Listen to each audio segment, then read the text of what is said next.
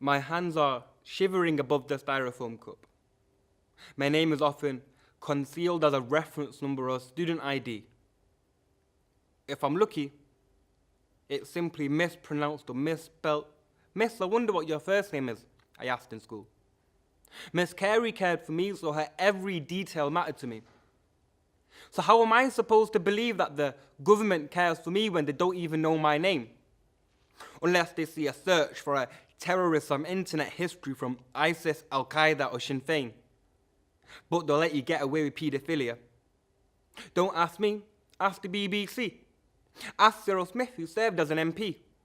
Ask Thatcher why she gave him a knighthood.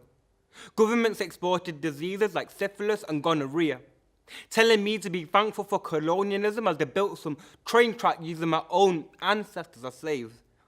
Even then, it only took them 70 years after leaving until the Americans came. Now there's no home, only a culture warped into an insignia of hate. Now they want to say that terrorism is a symptom of my religion or faith. As if terrorism isn't a cancer funded by Reagan and the CIA. Then there's a president who hates people who submit to God and wear burqas, even though he's endorsed by the KKK. The Berlin Wall collapsed in 1989. Decades later, bodies are paralyzed in prostration for the same fate for Palestine.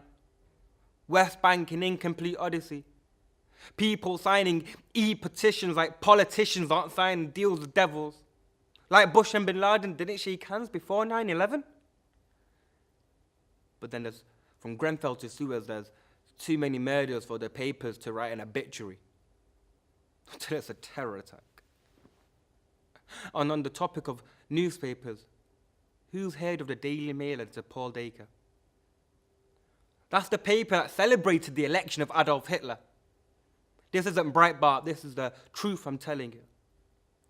And when I say the name Oswald, you're supposed to think of John F. Kennedy. Not to think of Britain's first fascist leader, Sir Oswald Mosley, and how the Daily Mail supported his black shirt, so excuse me if I write poetry like blasphemy against governments. I'm writing off my innocence. I'm sorry for sounding like a Pan-Africanist without the nationalism or the radical without the communism.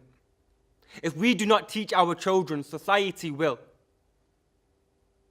The opposite of love, it isn't hate. It's indifference.